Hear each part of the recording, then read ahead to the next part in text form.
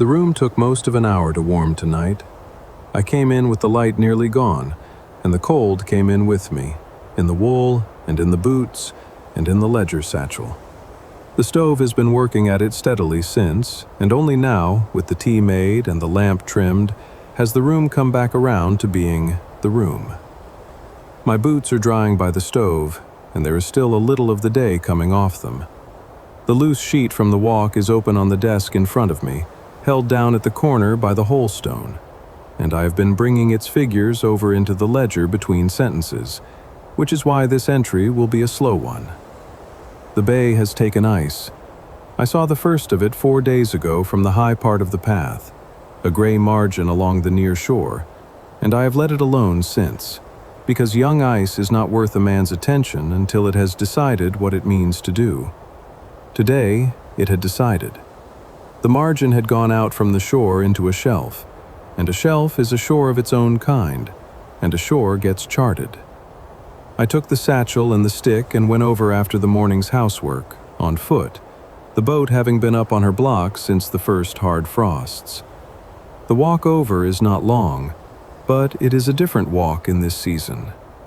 The path goes through the wood, and the wood has been bare a month now, and a bare wood handles the wind differently than a leaved one.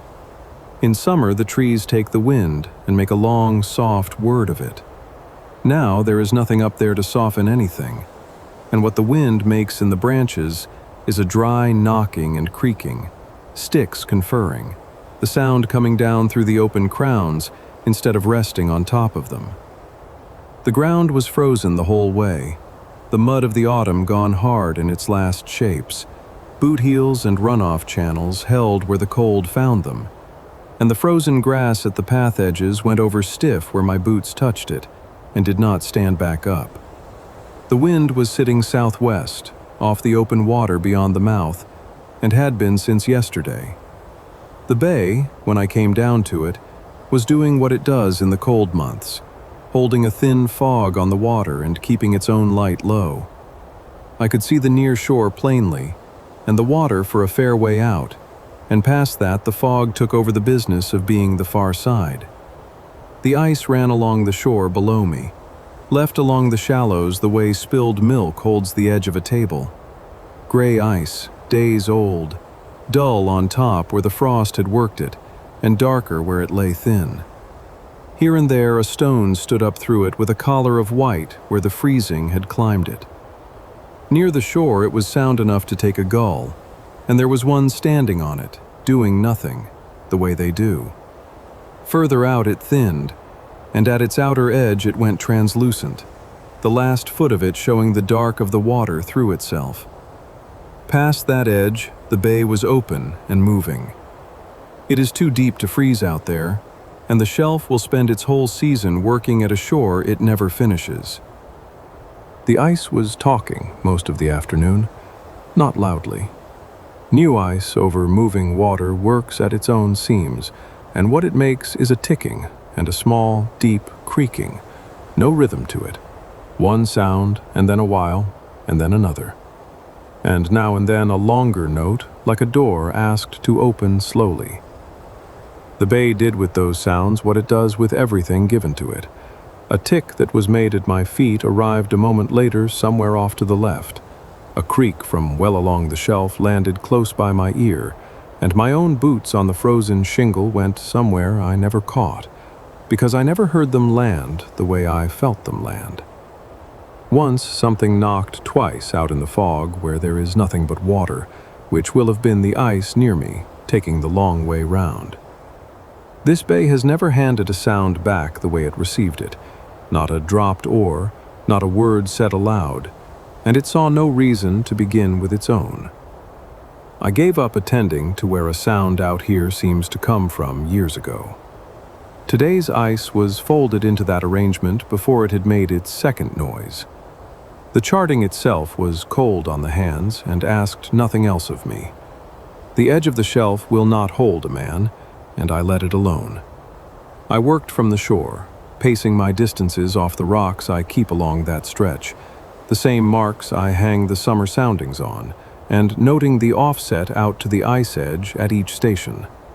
14 stations, the offsets running from 6 paces off the south point to better than 40 where the shallows run out under the old slide.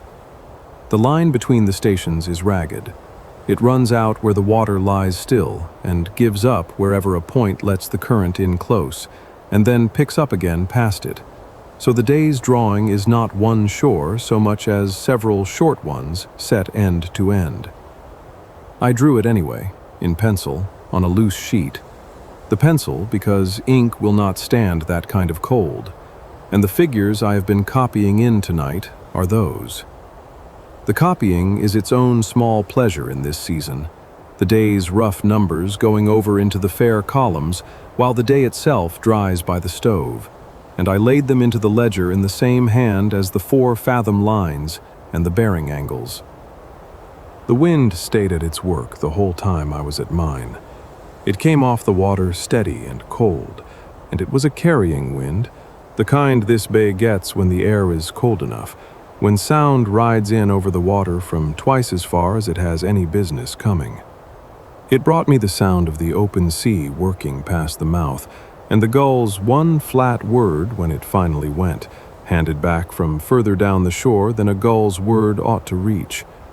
There was singing in it for a moment, too, the way there sometimes is in the cold months, a few notes low over the water off the south point. I had the pencil on the sheet when it came, and by the time the offset was written, the wind had gone on to other business. I kept at the stations, and somewhere in the middle of the afternoon, the far sounds settled into being the day's weather. By then, my hands were doing all the attending, and between the pacing and the pencil, they were kept warm enough, just barely. I finished the last station with the light beginning to go, and stood a minute before starting back. The fog had come in a little by then, or the dark had, the two arriving together out there the way they do, and the outer edge of the ice had gone from translucent to only a paleness, the shore I had spent the day on already halfway to being a guess. It will move tonight. Young ice does its growing in the dark, and by the time I walk that path again, the line in this ledger will be an old line. That is nothing against the line. Every line I have ever drawn was true on the day I drew it, and this one had the day I gave it. The walk home was quicker, the way the homeward one is. The wood had eased by then, the knocking further apart, the wind beginning to think about lying down. I came out of the trees to the cove, and the cabin with its one lit window, which I had left lit on purpose, a thing I do in this season and could not tell you when I started. The stove has been generous tonight, and the tea has held out, and the copying is done as of a few sentences ago. The loose sheet can go to the back of the roll with the others tomorrow. Out the window there is nothing to see, and not much to hear. The wind has gone down to almost nothing, the way it has been promising to all evening, and with it gone, the far sounds have gone too, the mouth and the open water, and whatever else the day was carrying in. What is left is the near water below the house, on the stones, unhurried, unfrozen, the sound this cove makes on any night of any month of the year. The reef has been dark all evening, which in this season is most evenings. The whole stone is doing its one job on the corner of the sheet. The pen is warm from my hand, which is more than the pencil could say this afternoon, and the ink has stopped needing to be coaxed, and I find the page has nearly filled itself while the fire got on with the room.